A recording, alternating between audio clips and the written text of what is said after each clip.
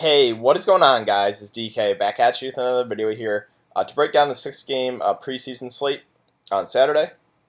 Real quick, let's go over my lineup from Thursday. So, if you guys don't follow me on Twitter, it is really important to do so because there was a lot of late breaking news that came out that was just really important. So, we got news before lock that Lamar Jackson was going to be out. So that got me onto Trace McSorley. I did mention him in my video, but once Lamar Jackson got ruled out, McSorley was guaranteed at least a half. So that got me onto Trace McSorley. I did have Cam Newton as the thumbnail to my video. That was kind of unfortunate. I was on Cam before McSorley, and then Cam got injured in the second or third drive and came out, and that whole Panthers offense just did nothing. So that was a little unfortunate, but I kind of pivoted to Trace McSorley there. Justice Hill, I got on him once Baltimore announced they had a lot of guys out, so they were pretty thin at running back. So I rolled Justice Hill. Didn't do a whole lot, but I think the play was a solid play. Again, he just didn't really produce. McCaffrey again. I was pretty high on the Carolina offense, but once Cam went down, they just didn't do a whole lot, and McCaffrey was a little disappointing. Miles Boykin. So I pivoted to him because I wanted to pair someone with McSorley. I did mention Boykin in my video, so paired McSorley with Miles Boykin. Jacoby Myers, talked about him and those New England receivers. So New England's down to 5 healthy receivers. I made a tweet about it. I was like, it's lock in Jacoby Myers, and any of the other 4 are definitely in play. And I think Philip Dorsett was the other guy who had a really good game. He had 7 catches or so.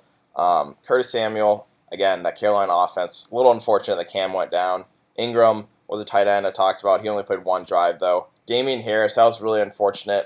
He got injured after only 2 carries, so was pretty unfortunate. Again, I was really close to pivoting to one of those Patriots receivers in my flex, but I ended up rolling with Damian Harris, and again, unfortunately, he got injured. But overall, it was okay. I cashed in some of the smaller GPPs, but just missed in the bigger ones. So overall, it was a slightly losing night, but still ready to break down this the slate for Saturday. Here we are. Okay. So let's just jump right into it. Quarterback today, there's a few plays I really like. One being Patrick Mahomes. So the Andy Reid came out and said the starters are going to play at least a half, maybe into the third quarter. Now, we had to take this with a grain of salt because last time he said the starters would play close to a half and they only played 1 series. But this is the 3rd preseason game. I'm kind of leaning towards that. Andy Reid is going to go with what he's saying, with the starters going to play at least a half into the third quarter. So for that reason, Mahomes, probably the top play or one of the top plays of quarterback. Really like him. Another quarterback really like here is Jimmy Garoppolo. Kyle Shanahan said that the starters will play probably into the third quarter as well. So I think Jimmy G and Mahomes, 2 of the top quarterback plays on the slate for sure. Let's see. So Indy, they're only going to have 2 active quarterbacks. It's going to be Chad Kelly and Walker. I'm going to lead toward, it says Chad Kelly's out, but that's just suspension for the regular season.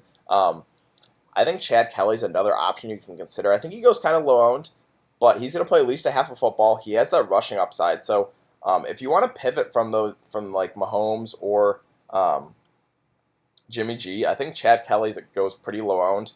New Orleans, probably stay away. We know the starters are going to play, but we don't know for how long. I really don't expect Drew Brees to play that much. Bridgewater and Tyson Hill are good because they had the upside on the ground, but I just don't know how much time they're going to get. So for right now, it's a pass for me. The Jets, again, they said the starters probably going to play about a half as well. So I think Sam Darnold is another option that you got to consider for sure. Let's see. So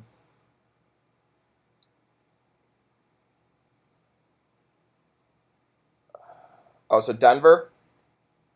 Flacco's going to be out. Obviously, there's going to be no Drew Lock, so it's going to be Kevin Hogan and Ripon. Both should play about a half of football. So I think both those guys you can give a look to just because they're guaranteed playing time. And that's really about it for quarterback. So let's move on to running back. So running back. It's a little tough because Kansas City and San Francisco are two of the teams that said they're going to play the starters at least a half, maybe in the third quarter. But both teams kind of run a running back by committee. So Damian Williams, I think he's a solid option. Him as well as Darwin Thompson, who has passed Carlos Hyde in the depth chart, has looked really good. So I think Damian Williams or Darwin Thompson, both pretty good options on the slate. San Francisco, same thing here. I mean, it's kind of going to be a running back by committee, but it would be Tevin Coleman or Matt Breida that I have interest in because, again, starters, probably a half, maybe into the third quarter. So I think either of those guys, both those guys have pass catching ability as well. So both those guys are definitely in play. Chicago, I don't see the starters playing too much. One guy I would consider is Ryan Nall. They've really been wanting to give this guy a lot of looks here. Rushed 7 times for 23 yards and caught the ball 4 times for 21 yards. He's a good PPR back, so he's a running back that I think kind of goes a little lower owned, but I think he's definitely in play as well. Indy, this is going to be interesting as well. So again, the starters, they're not going to play Andrew Luck. Obviously, there's going to be no Jacoby Brissett. So I'm assuming Marlon Mack probably doesn't get, or I think he already got ruled out actually, on track to sit. Yeah, so we're really not going to see Marlon Mack at all. Hines, I think will get a decent amount of work, and he's a good PPR back, so he's a guy I would consider.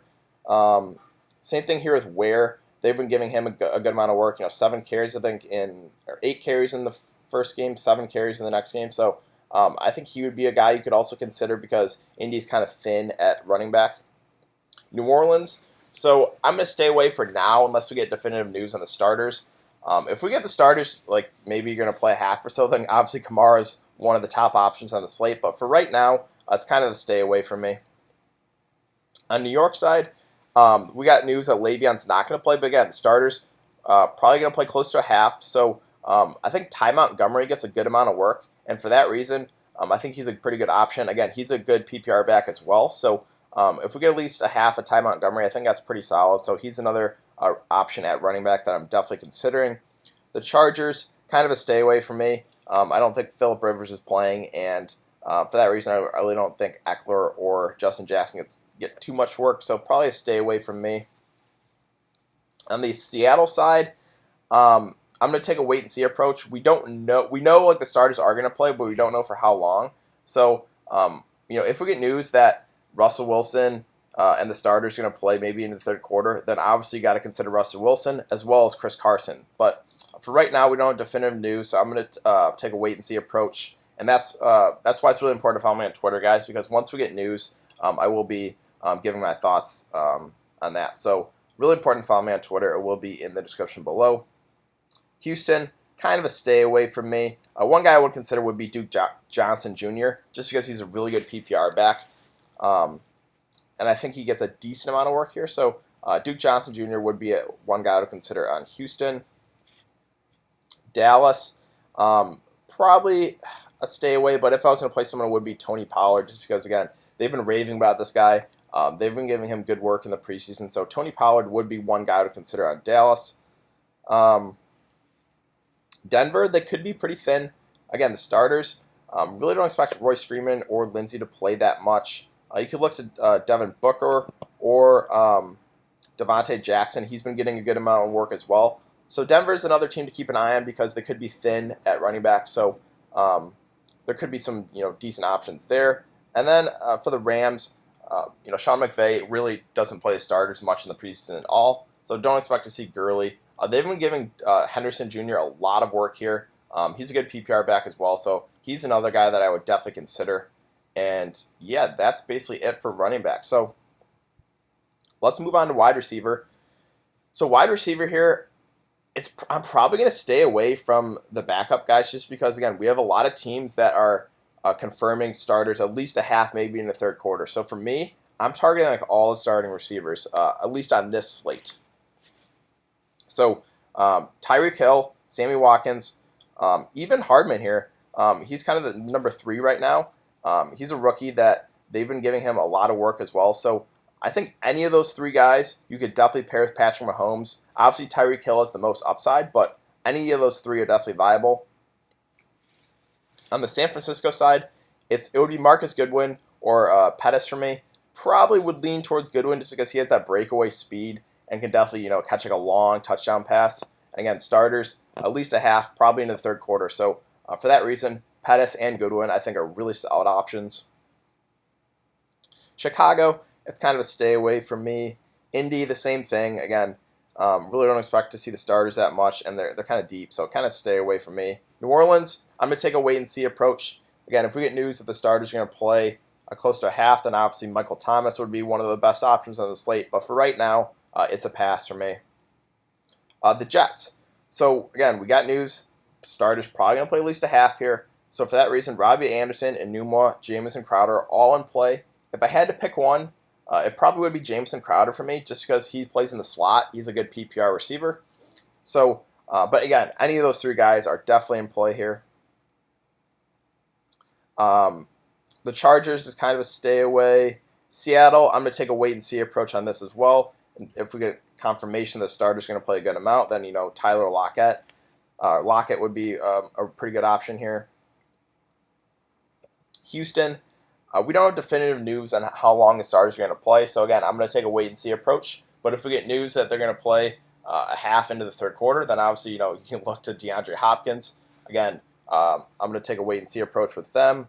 Dallas, kind of a cross-off. I really don't expect the starters to see that much time, so I'm probably going to stay away from Dallas. Denver, don't expect to see the starters out there that much, and they're really deep at wide receiver, so it's a stay away from me.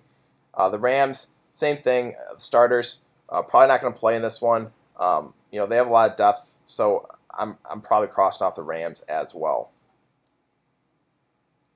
Let's move on to tight end. For me, the clear-cut option here is Travis Kelce. Again, can we trust Andy Reid, though? They said the starters first half or play at least a half into the third quarter. But again, he said that last week that the starters will play close to a half. They'll only play a series. But I'm going to bank on Andy Reid's telling the truth this time. So for that reason, Travis Kelce, I think, is probably the top option at tight end for sure. One other guy I will bring up. I'll bring up two more guys, actually. One being Chris Herndon. So he's been playing with the starters for the Jets. And again, they said the starters at least a half here. So I think he's, a sleeper option. I think, Travis Kelce is going to be the ultimate chalk. But I think there is some pivots, one being Herndon. There was one other guy. Yeah. So Jarrell Adams, again, I don't expect the starters to see that much time for Houston, but we don't have confirmation yet.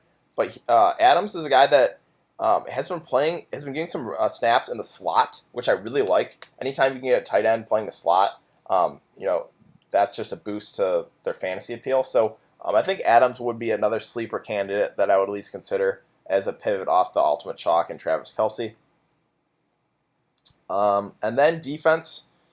So again, guys, defense for the preseason, I'm going to go with the teams that face the worst quarterbacks. So Indy obviously resting their starters. So the Bears defense, where are the Bears? So I think the Bears are an option you got to consider here.